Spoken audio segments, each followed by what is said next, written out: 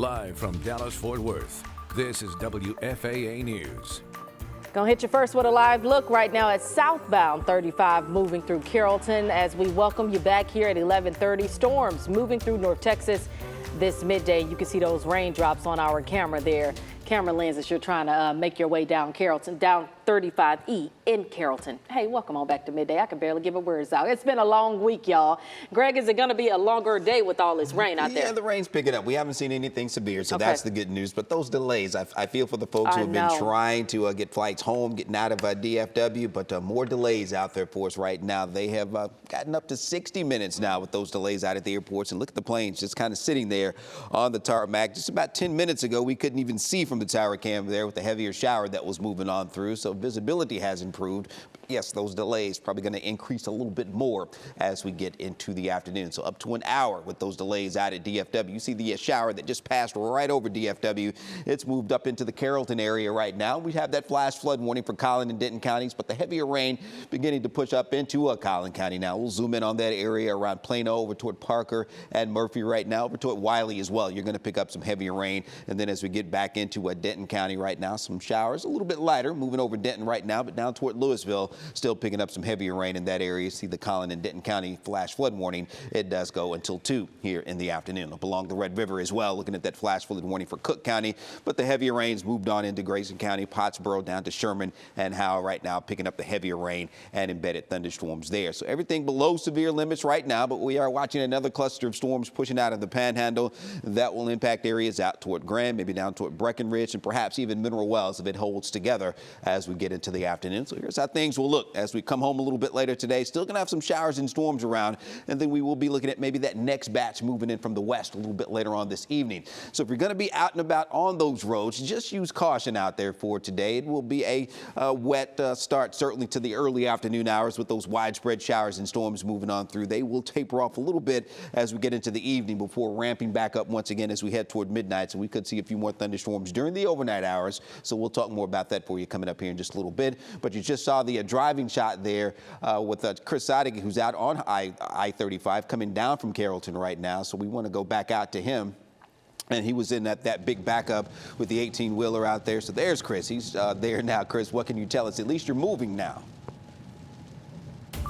Yeah, Greg, we're back, and we made it through that mess in Carrollton. It took us a while, but we got by the area where that 18-wheeler looked like it had gone over the guardrail, was hanging off of the highway. We're now turned around, moving back into Dallas on the southbound side of 35, and as soon as we get done with the backup, we get the return of the rain to make things just all that more difficult. It is raining, not as hard as it was a little bit earlier, but still enough to slow things down and make things slick and dangerous. In fact, as we go down 35, we see emergency vehicles everywhere, not just over there where the 18-wheeler was hanging off the highway, but I just saw another car look like it had hit the barricade. A fire truck was there on the service road, had it blocked off. But it is definitely a mess out on the roads. We know that. We expect that whenever it rains.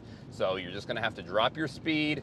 Make sure that you leave plenty of distance between yourself and the vehicle in front of you, and leave plenty of time, especially if you're on 35. As I mentioned, lots of backups out there. Don't assume that you're going to have a smooth, clean ride to wherever you're going. And hey, if you can, just stay home today. Stay shut. We've been saying that a lot lately with the way this weather's been. It has been crazy out there. Thanks so much, Chris. You're absolutely right. Everything he just said, words to definitely live by today, because this system is just making a mess of your roadways. You can see all the areas of red kind of correspond when I put the radar with our traffic map. So going back to that accident in Carrollton that Chris was just at, I don't have the clearest picture of this. I just talked with TxDOT though and got more clarification in the Carrollton area, I-35 northbound.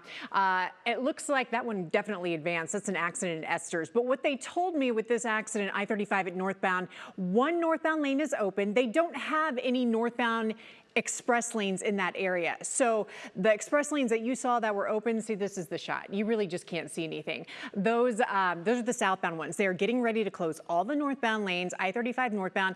The exact location is Whitlock. It's we were looking at it from our Dickerson camera. And they are also going to close the southbound express lanes to try to remove that 18-wheeler.